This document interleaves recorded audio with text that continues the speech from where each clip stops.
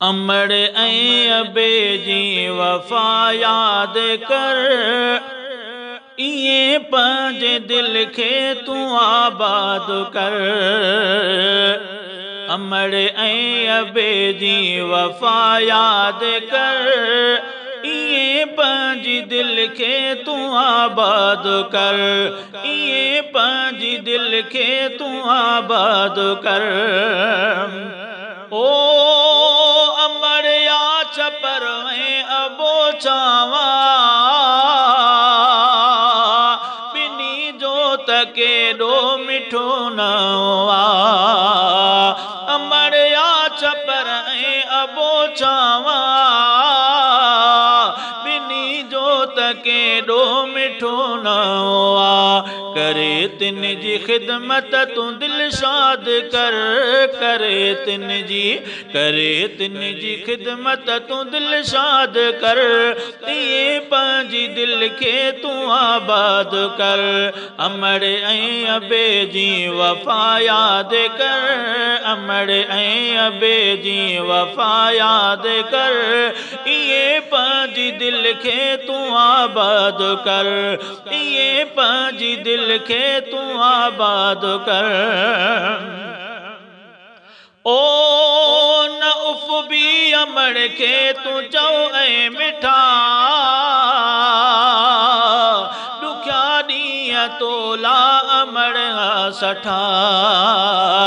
न उफ़ बि अमड़ खे तूं चओ ऐं मिठा,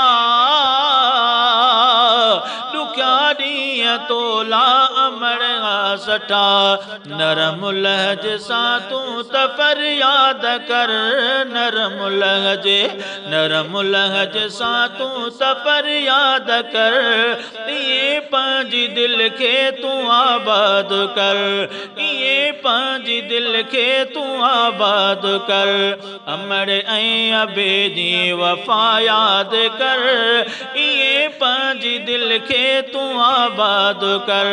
अमड़ ऐं अबे जी वफ़ा याद कर। इएं पंहिंजी दिल खे तूं आबाद कर। ओ बचन में बिनी जो वॾो साहो आ, ऐं तिन सां उन्हनि जो सचो चाहो आ। बचन में बिनी जो वॾो साहो आ, ऐं तन सां उन्हनि जो सचो चाहो आ। मोहब्बत बिनी सां लतादाद कर। मोहब्बत बिनी सां लतादाद कर। इएं पंहिंजी दिल खे तूं आबाद कर।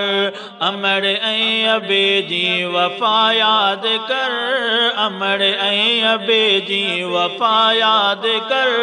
इएं पंहिंजी दिल खे तूं आबाद कर।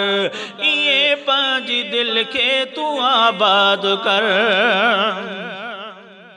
ओ अबो आगे जन्नत जो दरवे कलीम, अमड़ जे कदमन में जन्नत नईम। अबो आगे जन्नत जो दरवे कलीम, अमड़ जे कदमन में जन्नत नईम। करे राज़ी तिन खे पो जिंद शाद कर। करे राज़ी तिन खे पो जिंद शाद कर। इएं पंहिंजी दिल खे तूं आबाद कर। इएं पंहिंजी दिल खे तूं आबाद कर। अमड़ ऐं अबे जी वफ़ा याद कर। अमड़ ऐं अबे जी वफ़ा याद कर। इएं पंहिंजी दिल खे तूं आबाद कर। इएं पंहिंजी दिल खे तूं आबाद कर। अमड़ ऐं अबे जी वफ़ा याद कर। अमड़ ऐं अबे जी वफ़ा याद कर। इएं पंहिंजी दिल खे तूं आबाद कर। इएं पंहिंजी दिल खे तूं आबाद कर।